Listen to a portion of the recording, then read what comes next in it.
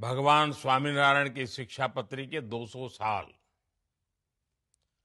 द्विशताब्दी समारोह का ये अवसर हम सबका सौभाग्य है। इस पावन पर्व के हम सब सहभागी बन रहे हैं। इस पुण्य काल में मैं आप सभी संतों को नमन करता हूं। मैं भगवान स्वामीनारायण के करोड़ों अनुयायियों को द्विशताब्दी महोत्सव की बधाई देता हूं। साथियों, भारत ज्ञान योग के लिए समर्पित रहा है। हजारों साल पुराने वेद हमारे लिए आज भी प्रेरणा है।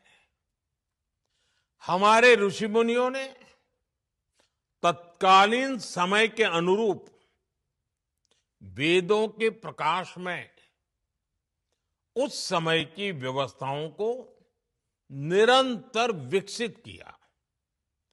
वेदों से उपनिषद, उपनिषदों से पुराण, श्रुति, स्मृति, कथावाचन, गायन, ऐसे विविध आयामों से हमारी परंपरा सामर्थ्यवान होती रही। साथियों, समय की आवश्यकता के अनुसार अलग अलग कालखंड में महात्मा, ऋषि, मनीषियों ने इस परंपरा में नए नए अध्याय जोड़े।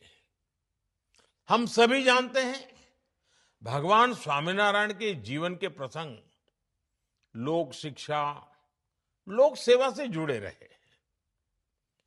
इसी अनुभव को उन्होंने सरल शब्दों में समझाया। शिक्षापत्री के रूप में भगवान स्वामीनारायण ने हमें जीवन का अनमोल मार्गदर्शन दिया।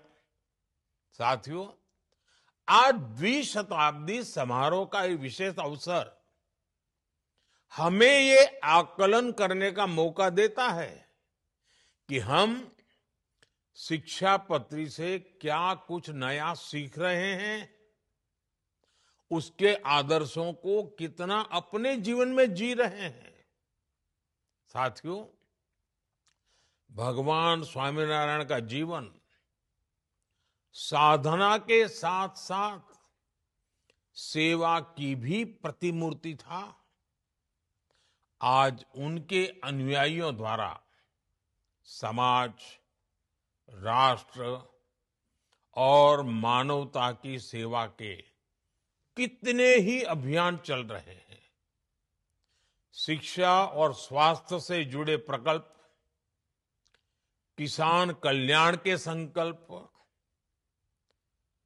जल से जुड़े अभियान, ये वास्तव में सराहनीय है।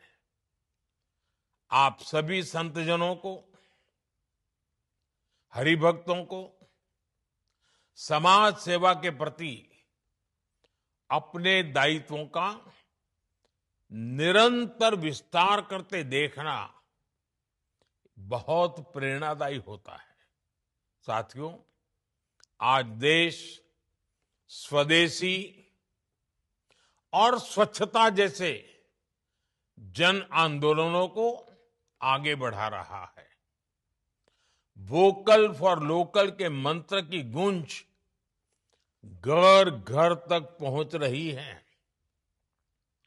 इन अभियानों से आपके प्रयास जुड़ेंगे तो शिक्षापत्री की द्विशताब्दी का ये पुण्य समारोह और भी अविस्मरणीय बन जाएगा। आप सभी जानते हैं, देश ने प्राचीन पांडुलिपियों के संरक्षण के लिए ज्ञान भारतम मिशन लॉन्च किया है।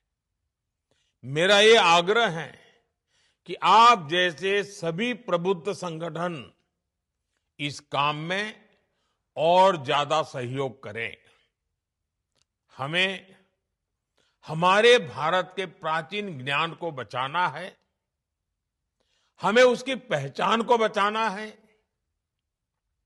और इसमें आपका सहयोग ज्ञान भारतम मिशन की सफलता को नई ऊंचाई पर ले जाएगा। साथियों, इस समय देश में सोमनाथ स्वाभिमान पर्व का विशाल सांस्कृतिक उत्सव चल रहा है।